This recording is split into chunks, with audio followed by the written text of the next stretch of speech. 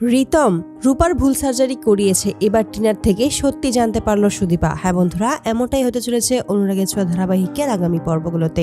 আদিত্য সুদীপাকে ওই গুন্ডাদের ডেরা থেকে উদ্ধার করার পরেই সুদীপা যখনই কলেজে আসে, ঠিক সেই মুহূর্তে রিতমের সাথে টিনাকে দেখতে পায় এবং সুদীপা খুব ভালোভাবে বুঝতে পারে যে টিনার সাথে রিতমের খুব আগের সম্পর্ক রয়েছে। কিন্তু কিসের সেই সম্পর্ক সেটাই বুঝতে পারে না সুদীপা, তাই টিনার সাথে খোলাখুলি কথা বলার জন্য আসে। তখনই জানতে পারে যে টিনা একজন নার্স, আর টিনার সমস্ত কিছুই জানে। এতে করে সুদীপা একটু সাহায্য চাওয়ার উদ্দেশ্যে টিনার কাছে হাজির হয় এবং সেখানেই জিজ্ঞেস করে যে হঠাৎ করে রিতম স্যারের কি হয়েছে, রিতম স্যার কেনই বা এইভাবে ওখান থেকে এই কলকাতা চলে এসেছে। তখনই টিনা বলতে থাকে যে ও একবার একটা ভুল সার্জারি করেছিল আর তার জন্যই ওকে সেখান থেকে বের করে দেওয়া হয়েছে, দেশে পাঠিয়ে দেওয়া হয়েছে। এতে করেই অবাক হয়ে যায়, মনে মনে ভাবে ওনার মতো একজন মানুষ ভুল সার্জারি কিভাবে করতে পারে, এটা কোনোভাবেই হতে পারে না, উনি হয়তো আমার সাথে মজা করছে। টিনা তখন বলে, তুমি কি ভাবছো আমি তোমার সাথে মজা করছি? একদমই নয়, এটার প্রমাণ আমার কাছে রয়েছে। তবে তুমি যেই সাহায্য আমার কাছে চেয়েছো সেটাও আমি তোমাকে করব। ওই ওষুধগুলো আমি তোমাকে জানিয়ে দেবো যে ওই ওষুধগুলোর পেছনে আসলে কে আছে বা কারা জড়িত।